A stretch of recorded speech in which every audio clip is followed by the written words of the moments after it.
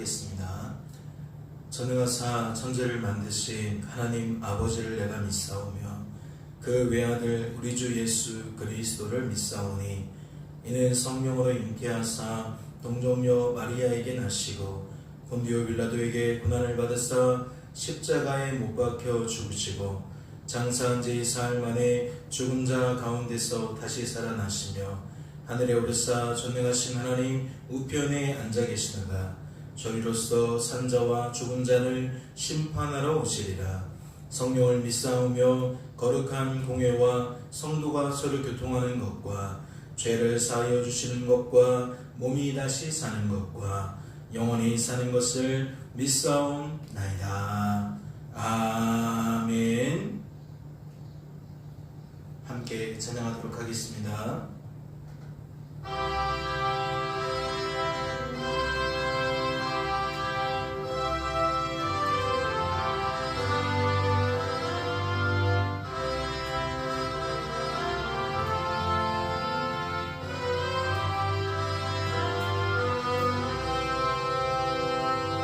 주의 곁에 있을 때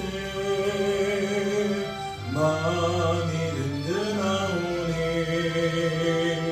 주여 내가 살 동안 인도하여 주소서. 주여 나를 인도하소서. 바른 세상 살 동안 주여 인도하소서. 피난처인 예수여 세상 물결험할 때 크신 은혜 베푸사 나를 숨겨주소서. 주여 나를 인도하소서. 빠른 세상 살 동안 주여 인도하소서. 세상 풍파진 나무 영화로운 나라와 눈물 없는 곳으로 들어가게 하소서. 주여 나를 인도하소서. 바른 세상 살 동안 주여 인도하소서.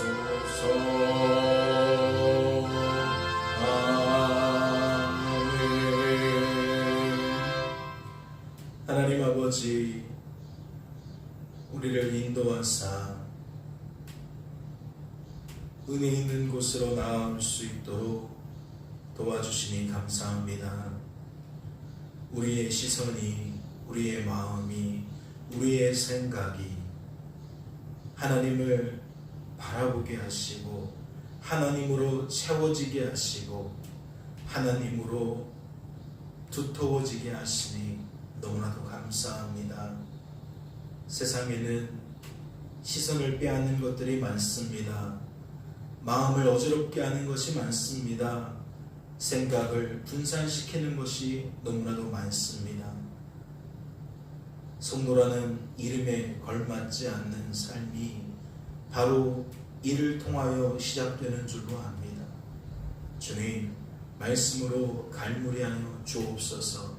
말씀으로 푯대를 정하게 하시고 그 푯대를 향하여 주님과 함께 나아갈 수 있도록 인도하여 주옵소서. 오늘도 말씀을 통하여 아버지의 뜻과 마음을 우리에게 채워주실 줄로 믿고 감사드리며 이 모든 말씀 우리를 죄에서 구원하신 예수님의 이름으로 기도하옵나이다. 아멘. 오늘 살펴보실 하나님의 말씀은 신약성경 고린도 후서 6장 말씀입니다. 신약성경 고린도 후서 6장 말씀 함께 통독하도록 하겠습니다. 통독합니다. 우리가 하나님과 함께 일하는 자로서 너희를 권하노니 하나님의 은혜를 헛되이 받지 말라. 이르시되 내가 은혜 베풀 때에 너희에게 듣고 구원의 날에 너를 도왔다 하셨으니 보라 지금은 은혜 받을 만한 때요 보라 지금은 구원의 날이로다. 우리가 이 직분이 비방을 받지 않게 하려고 무엇이든지 아무에게도 꺼리끼지 않게 하고 오직 모든 일에 하나님의 일꾼으로 자천하여 많이 견디는 것과 환난과 궁핍과 고난과 매맞음과 갇힘과 난동과 수고로움과 자지 못함과 먹지 못함 가운데서도 깨끗함과 지식과 오래 참음과 자비함과 성령의 감화와 거짓이 없는 사랑과 진리의 말씀과 하나님의 능력으로 의의 무기를 좌우에 가지고 영광과 욕됨으로 그러했으며 악한 이름과 아름다운 이름으로 그러했느니라. 우리는 속이는 자 같으나 참되고 무명한 자 같으나 유명한 자요 죽은 자 같으나 보라 우리가 살아있고 징계를 받는 자 같으나 죽임을 당하지 아니하고 근심하는 자 같으나 항상 기뻐하고 가난한 자 같으나 많은 사람을 부유하게 하고 아무것도 없는 자 같으나 모든 것을 가진 자로다. 고린도인들이여 너희를 향하여 우리의 입이 열리고 우리의 마음이 넓어졌으니 너희가 우리 안에서 좁아진 것이 아니라 오직 너희 심정으로 좁아진 것이니라. 내가 자녀에게 말하듯 하노니 보답하는 것으로 너희도 마음을 넓히라. 너희는 믿지 않는 자와 멍에를 함께 매지 말라. 의와 불법이 어찌 함께하여 빛과 어둠이 어찌 사귀며 그리스도와 벨리알이 어찌 조화되며 믿는 자와 믿지 않는 자가 어찌 상관하며 하나님의 성전과 우상이 어찌 일체가 되리요. 우리는 살아계신 하나님의 성전이라. 이와 같이 하나님께서 이르시되 내가 그들 가운데 거하며 두루 행하여 나는 그들의 하나님이 되고 그들은 나의 백성이 되리라. 그러므로 너희는 그들 중에서 나와서 따로 있고 부정한 것을 만지지 말라. 내가 너희를 영접하여 너희에게 아버지가 되고 너희는 내게 자녀가 되리라. 전능하신 주의 말씀이니라 하셨느니라. 아멘. 할렐루야. 무엇을 깨닫게 되십니까? 말씀을 통해 우리를 향하신 하나님의 뜻과 마음이 무엇인지 발견케 되십니까? 공교롭게도 오늘도 우리는 하나님의 신실하심을 발견할 수가 있습니다. 1절 말씀을 보실까요? 우리가 하나님과 함께 일하는 자로서 너희를 권하노니 하나님의 은혜를 헛되이 받지 말라. 1절의 내용만 가지고는 우리가 이 주제가 무엇인가 의문이 들 수 있어요. 그런데 2절을 보세요. 이르시되 내가 은혜 베풀 때에 너희에게 듣고 구원의 날에 너를 도왔다 하셨으니 보라 지금은 은혜 받을 만한 때요 보라 지금은 구원의 날이로다. 2절 말씀의 내용이 무엇과 유사함을 깨닫습니까? 우리가 수요 예배 시간에 살펴보았던 누가복음 4장에 기록되어진 주께서 회당에서 이사야의 글을 읽으며 그 내용이 지금 나를 통해 성취되었다, 응하게 되었다라는 것을 사람들에게 나타내시는 바로 그 내용과 매우 흡사하지요. 즉 지금은 주의 은혜의 때라는 겁니다. 갇힌 자들이 자유롭게 되어지고 눌린 자, 포로된 자, 그들이 그 속박으로부터 건져지는, 벗어나게 되어지는 그 은혜, 주의 은혜의 시기라는 것. 예수 그리스도께서 지금 우리들에게 오늘 이 아침에도 당부하시는 거죠. 지금은 어떠한 때냐? 은혜 받을 만한 때다. 지금은 어떠한 때냐? 구원의 날이다. 이 문장을 우리가 이번 주에 살펴보고 있는 회개에 관하여 깊이 묵상해 본다면 그 회개는 무엇을 향한 목적성이 있는 겁니까? 하나님이 아닌 것으로부터 다시 하나님께 우리의 시선과 마음과 생각을 돌이키는 바로 그 회개가 어떠한 목적성이 있냐는 거예요. 이는 구원의 날에 하나님의 자녀에게 구원의 은혜를 베푸시기 위함이죠. 눈먼 자를 보게 만드시기 위함이라는 것이고, 눌린 자를 그 무게에서 벗어나게 만드는 하나님의 조치라는 거예요. 오늘 이 아침에 우리는 무엇을 확신해야 합니까? 하나님이 이번 주에 우리의 생각을 다시 하나님께로 집중시키고 있구나. 무더운 여름날에 지칠 수 있어요. 휴가나 여러 가지 일들을 통하여 마음이 분산될 수 있습니다. 또는 이 시기와 상관없이 그냥 우리 각자의 시간표에 따라서 물질의 어려움을 당할 수도 있고, 건강의 어려움을 당할 수도 있고, 이 모양 저 모양으로 우리의 시선과 마음과 생각이 그렇게 엉켜버릴 수 있는데, 하나님이 지금 무엇을 선포하신다는 거죠? 이제 정신을 차리자. 이번 주부터 정신을 차리자. 하나님이 아닌 것에 붙들려 있는 그 시선이 이제 다시 하나님께로 집중되어지기를 원한다. 지금은 너희들을 그렇게 건져내는 시기이다. 너희들을 회복시켜주는 시기이다. 우리는 말씀을 통해 살아서 역사하시는 하나님의 손길을, 그 흐름을, 목적성을 발견할 수가 있는 거죠. 거듭해서 말씀을 드립니다. 하나님은 지금 무엇을 선포하십니까? 구원의 날을 선포하십니다. 은혜 받을 때임을 선포하십니다. 우리 각 사람이 주어진 삶 속에서 그 억눌림에서, 그 쓰러짐에서 다시 회복되어지고 일어나야 될 시기가 되었다라는 것을 하나님이 선포하고 있다라는 것이죠. 생각해 보세요.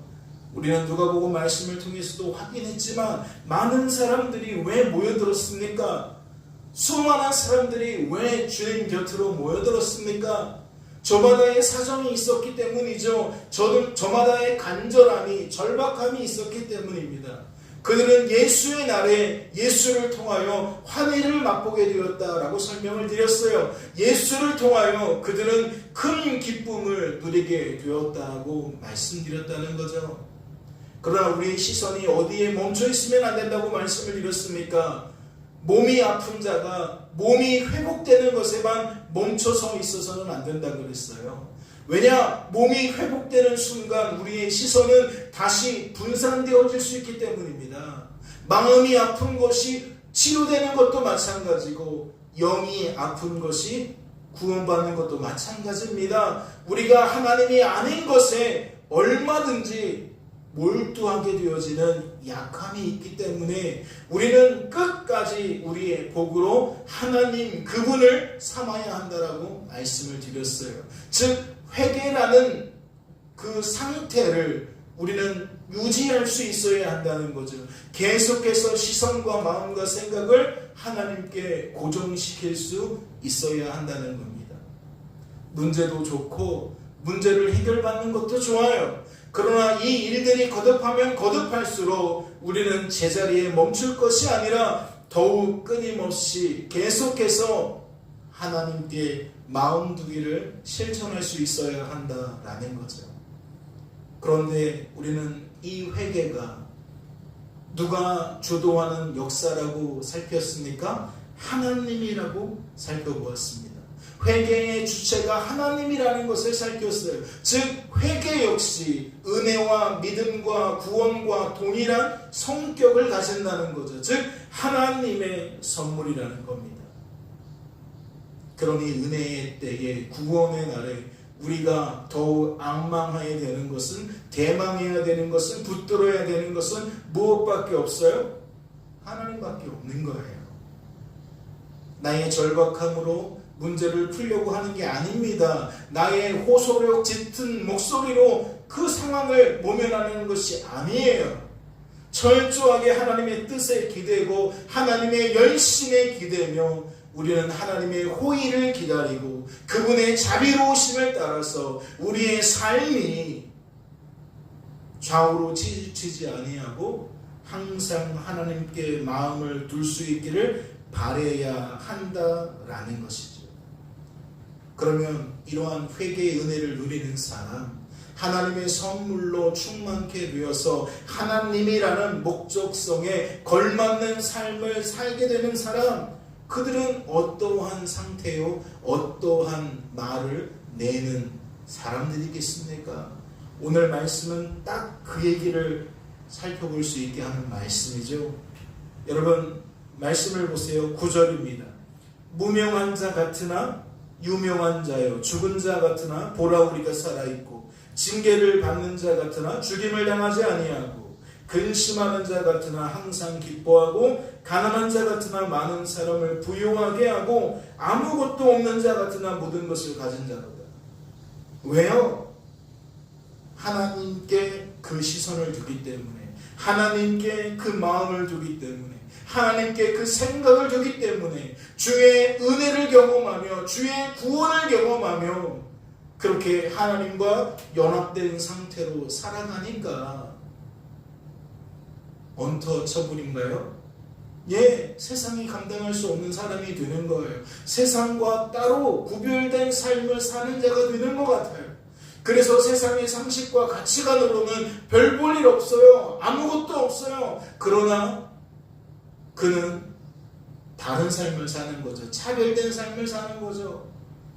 바로 오늘 말씀과 같이 뭔가 이상한 거예요.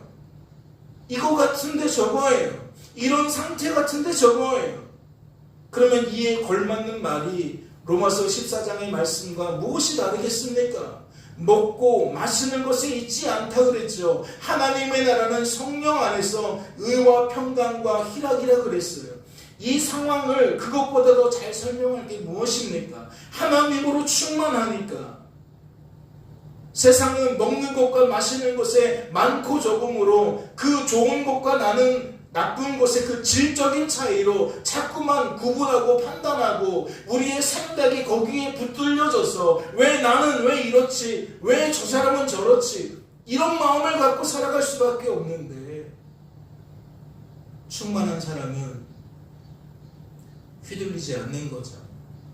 어떤 걸 먹고 어떤 걸 마시는 것에 그렇게 흔들리는 것이 아니죠. 오직 주와 함께 그분으로 말미암아 평강을 누리는 거죠. 그분으로 말미암아 기쁨을 누리는 겁니다. 날마다 그의 거룩하심을 경험하며 사는 거예요.